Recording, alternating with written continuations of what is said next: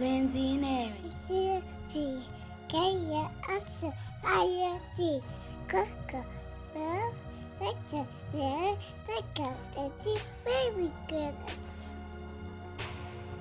Hey y'all, welcome to First Comes Love, Then Comes Marriage podcast. My name is Lindsey Jackson. And I'm Aaron Jackson. And on our final episode of season 1, we are talking about Action Major Jackson, our parenting. And everything, baby. Everything we got coming to you for next season. So, listen up. Let's go. Hey, buddy. Meet at your cousin. Welcome back to First Comes Love, Then Comes Marriage podcast. My name is Lindsey Jackson. And I'm Aaron Jackson. And on this 22nd episode, we're talking about our son, Action Major Jackson. 22 episodes this first season. This is our final episode. We picked 22 episodes because 22 is a special number for us. It's our number. It's our number. It is our anniversary date, August 22nd. Mm-hmm. And it's also the day that Action was born, February 22nd. Yes. So we're rolling with that number. All right. So first things first, let's recap this past season 1. Yeah. And one interesting thing that we did that Aaron actually came up with was to name all of our episodes titles from Black movies. Mm-hmm. And we did this because we love watching movies together. And my brother actually suggested that somehow we insert in like a line from the movie into the episodes. And I was like, wow, that's a good idea. We should have did that. Yeah, we're not that clever though. But still, okay, so my favorite episode though. My favorite episode will probably have to be episode 6. If anyone wants to go back and re-listen to that episode, it's called Love Jones. And the reason it's called Love Jones is because it is about fighting fair. We kind of talked about how do you fight fair in your relationship, whatever the relationship is. How do you make sure not to cross boundaries? And I remember watching Love Jones, and they got into some quarrels. Who was it? Lorenz Tate? Yeah, you love Lorenz Tate. I do. You love He was my Tate. guy. So that's my favorite episode, How to Fight Fair. And it's just the reality when you're in a relationship is work. And it's work to maintain the happiness. It's work to maintain the peace.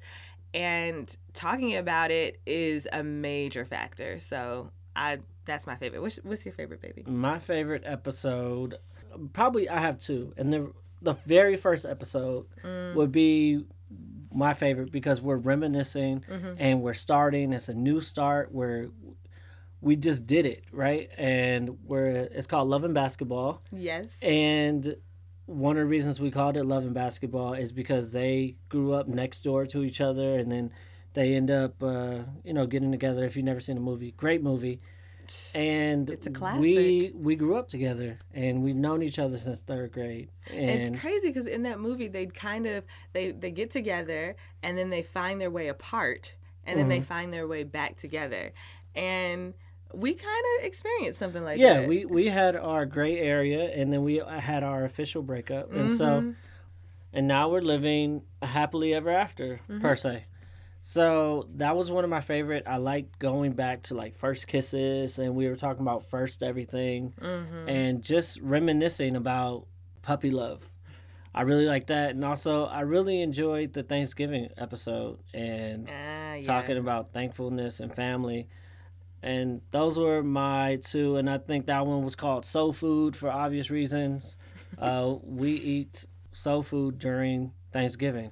And so those would be my 2 favorites. The most surprising thing about this season was the Am I Wrongs. That was, you clearly won the majority of the Am I Wrongs. Thank you all for voting for me. Let me just say. I didn't say you get a speech. No, it's because you said I won, so I thought it was a moment. Well, I got this year so far. So I feel like the Am I Wrong was an organic thing that turned into a staple in the podcast, right? Mm-hmm. People started hitting us up and be like, yo, you need to put in on this Am I Wrong? Or I have a "Am I wrong" that you should say because they deal with it in their relationship. So those were like my favorite parts. Those are my favorite episodes, and that was the most surprising thing that came out of the podcast for me. Mm-hmm. So, baby, Mm-hmm. let's talk about our son. Let's talk about our pride and joy, and let's start with his name. Okay? Mm-hmm. Tell them how you kind of came up with the name. So, Action Major Jackson. Copyright.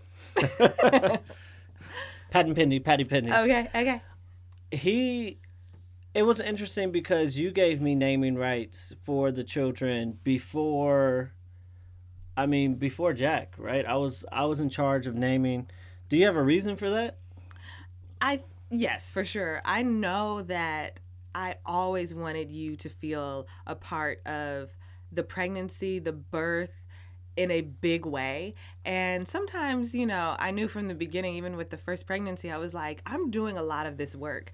And no, I am. And so, you know what? Let me figure out a way to give you something, give you a responsibility that's huge before the baby comes. Because most of the work before the baby comes is all relying on the mother. So I said, he can do the name, and you take that responsibility so It is heavily. It is tough. Yes. It is a tough thing to do. So yeah. And so the first son's name was Jack Major Jackson. Mm-hmm. And after his passing, I decided that all of my children, forevermore, their middle name is going to be Major. Which is amazing. So all of us are Major. We're Major. And so we already had the middle name, last name. We got Major Jackson. And Action, he really came from Jack. Mm-hmm. The whole process, that whole year, people were talking. I felt like people were always talking.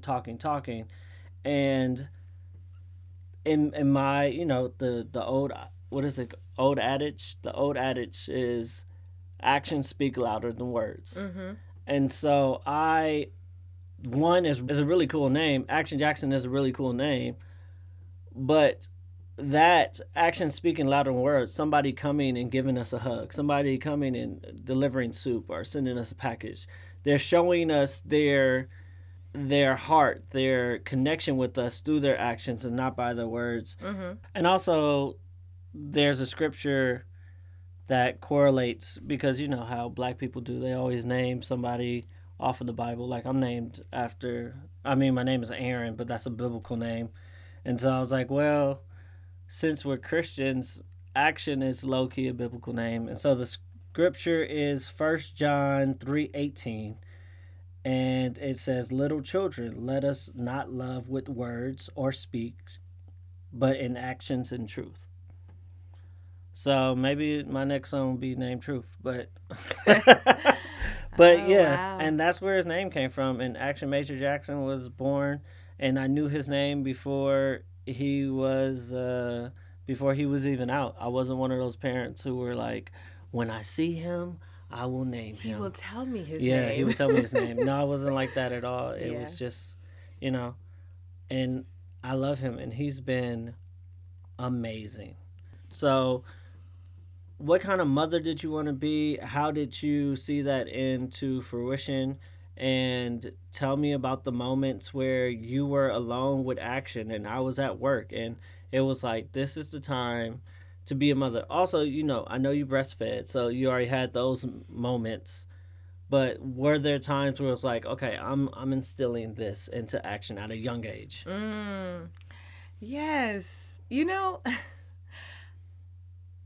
Breastfeeding was a major factor for me. It was like, this is something that I knew I wanted to do, and he came out ready. So it wasn't really a struggle. That, praise God, that's not something that I had to really work to get better at. But we did have that bonding time. We also had a lot of moments of where I would sing to him. And I think that people always say your child is going to love your voice. And I remember I'm in theater, so I'm in this profession where I am around singers, and I can remember being teased at work, and I don't remember by who, but somebody teasing me like, ooh, that voice. and then one of the other moms is like, your baby is gonna love your voice. And Action does, like, he thinks my voice is amazing, but he also thinks I am the funniest person in the world, right? You can attest.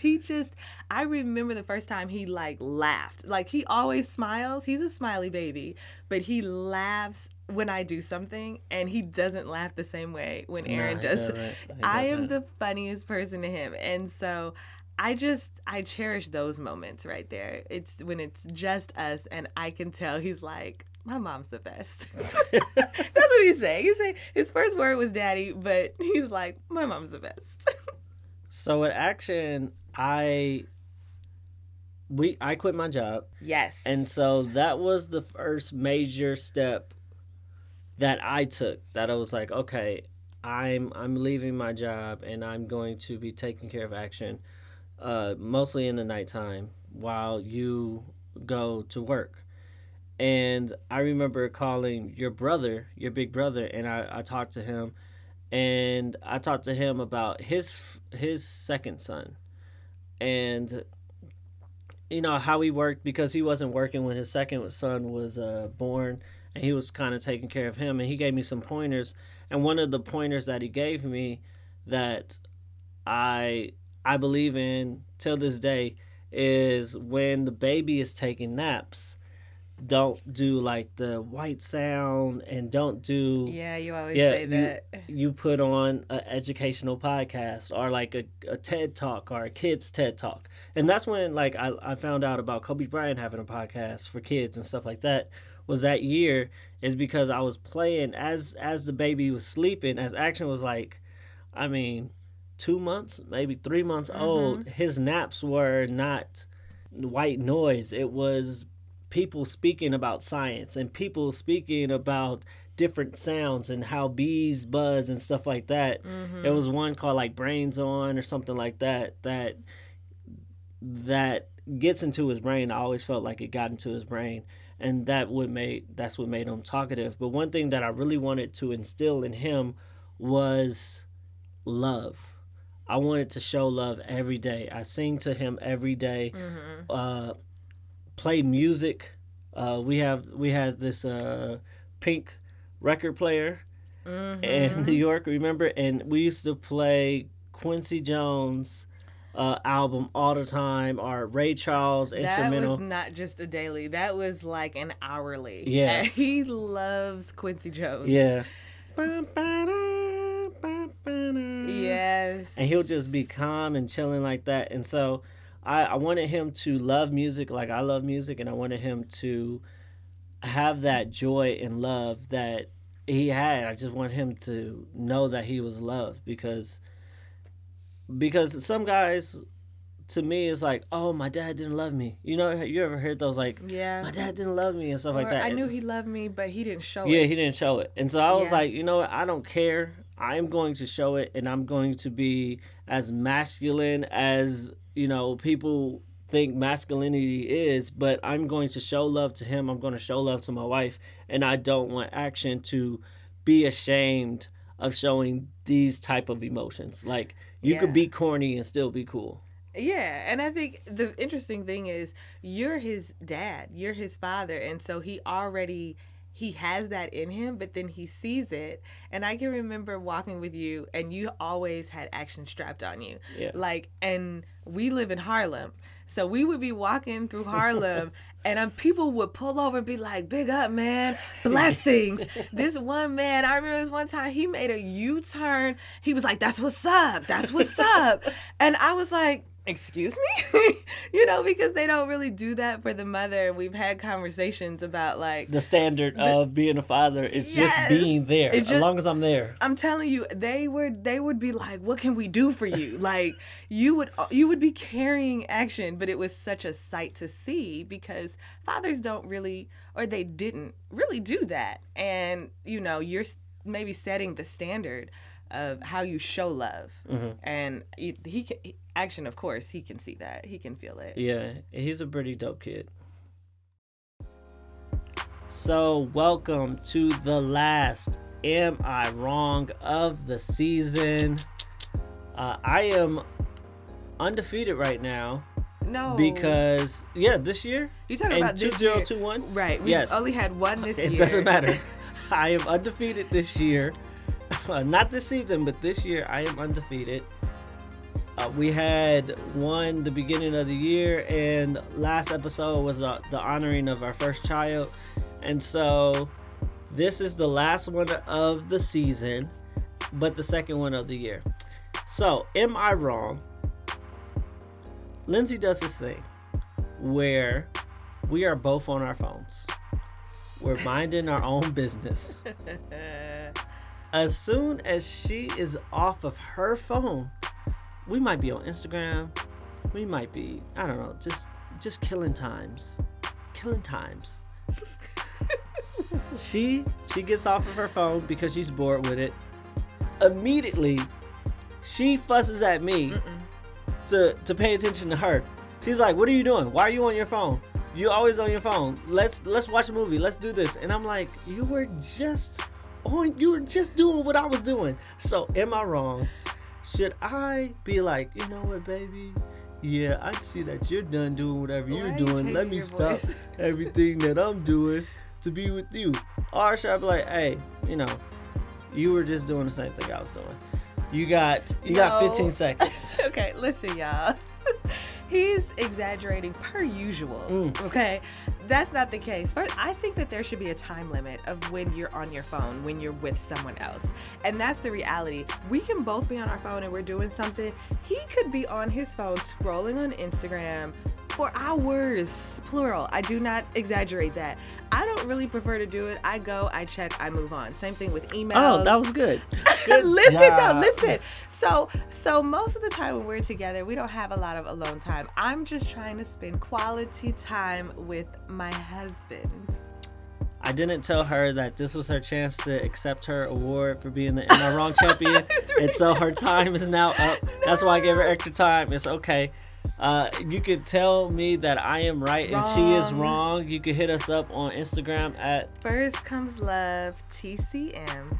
You could call the voicemail at 347 TRU-LOVE, 347 TRU-LOVE, 347-878-5683. It took him all season to get that voicemail, y'all.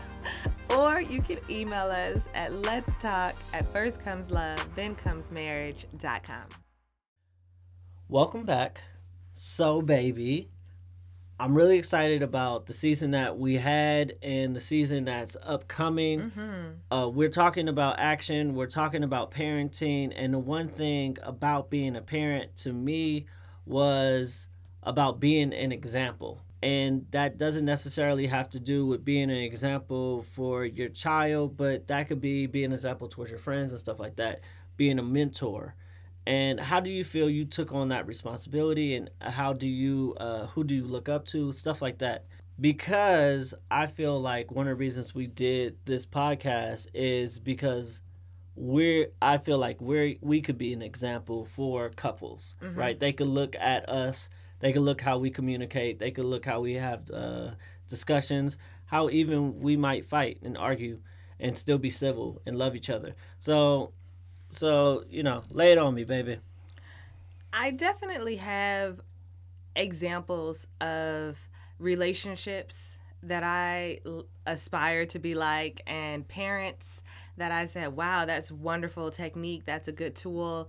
And it's not one person. It's not one individual. I'm taking a little bit from multiple people. And we've said this in previous episodes, but I like taking the good and leaving everything else.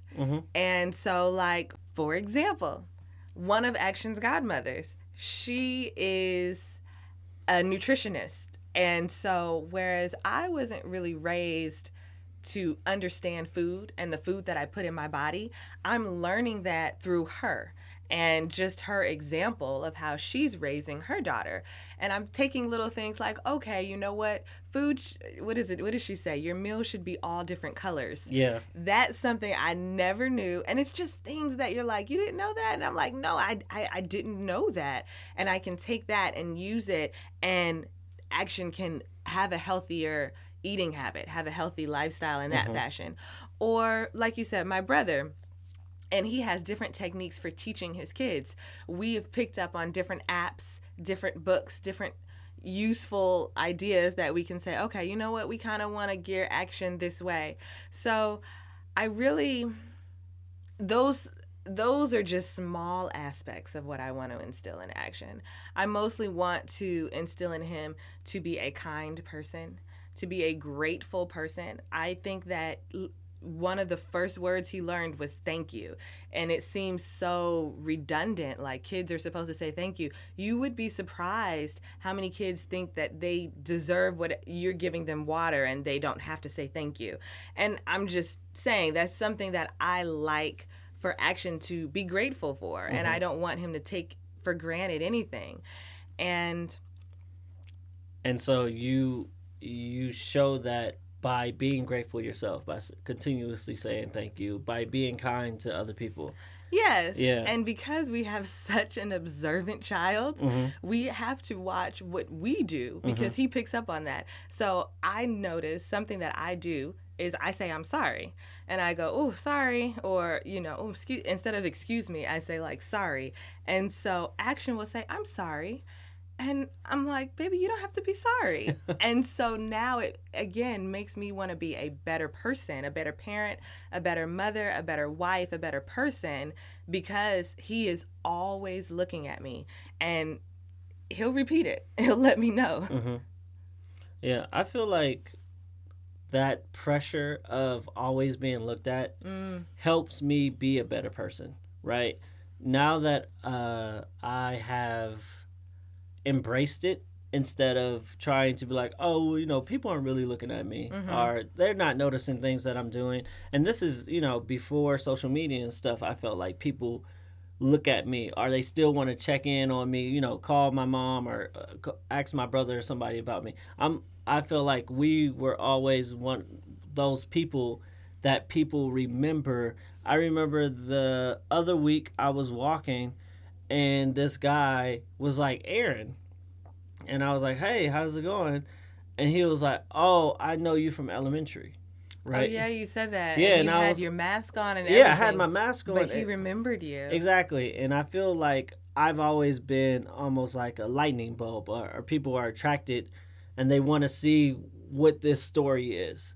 And I used to sometimes like shy away from it, but now, especially with us, I embrace it, and I'm like, okay, if we're going to be the example, then I got to be on my P's and Q's, and I gotta, you know, do the right thing.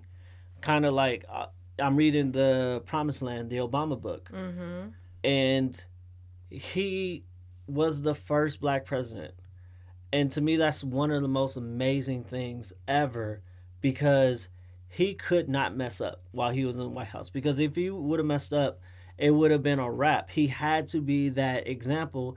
And I feel like him and Michelle embraced that and was like, okay, so if we're doing this, we're doing it right. Let's do it. Yeah. And that's how I feel with fatherhood now and being a mentor to even other husbands who might be older than me but younger in their relationship. And they want to be like, oh, how does he do this? Or with action, how he looks, he is so observant. And I know you said this again, but he picks up so quickly. He's a spectacular child, but it makes me like, okay, I got to be on my P's and Q's at all times.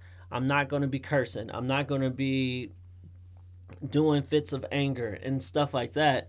I have to be kind. I have to treat elderly people with respect. I have to share, like doing all these things, because he doesn't know how to be a human being. The only way he knows how to be a human is through us. And I really feel like that mentoring, that taking on of responsibility, that's the parenting. Like acknowledging that you're being looked at, and instead of shying away from it, embracing it. So, a couple of things we have planned for next season. Very excited about. Season 2 preview. Season 2 preview. One major thing that we are incorporating, because it is about us. we are going to start a book club. Yeah, First Comes Love Book Club. Exactly. Very excited. And we are going to read 5 books in season 2. We're going to have guests on the show, and it's going to be a really good time. So we want you all to get the books, follow along, and we have 5 books for you. The first book is All About Love by Bell Hooks. The second book, An American Marriage by Tayari Jones. Third book, Uncomfortable Conversations with a Black Man by Emmanuel Echo. The fourth book, The Vanishing Half by Britt Bennett. And the fifth book, Everything Inside by Edwidge Dannycat. So these are fiction and nonfiction. We actually have not read them yet. I'm very excited to read them with Aaron and talk about them with you. And it's going to be a good time. Follow us on Instagram, First Comes Love TCM, because we're going to finite some things, tell you which one comes first, second, third, fourth, and fifth. But that'll be all on the Instagram. So let me tell y'all, we got the best podcast out there when it comes to relationships, when it comes to Black love, when it comes to marriage. We are the creme de la creme. Praise God. Come on, baby. Talk it. So tell your friends about us. Continue to give us 5-star ratings, because all we get is 5-star ratings. Continue to subscribe, listen. You know, give us feedback too. We're down. We know we good, but we could always get better. You know, Jordan has 6 rings. You know, Kobe had 5. We could keep going. Okay. So thank you for joining us on this journey of season 1. It has been such a pleasure. We are so happy that we did it and that you listened and went along with us. You can DM us. The Instagram is not going anywhere. DM us on Instagram, First Comes Love TCM.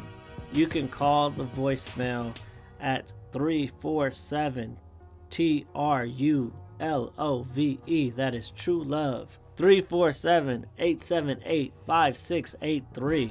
You can email us, let's talk at firstcomeslove.thenComesMarriage.com. See you next season. See you next season. Hey, y'all. I am Jackson. Hey, y'all. This is season. Good job.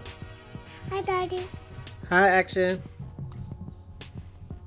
What you doing? Oh, microphone. Oh, you on the microphone. Okay. This microphone. Listen, subscribe, try doors. See you next spring. March. Oh. I love people. Bye.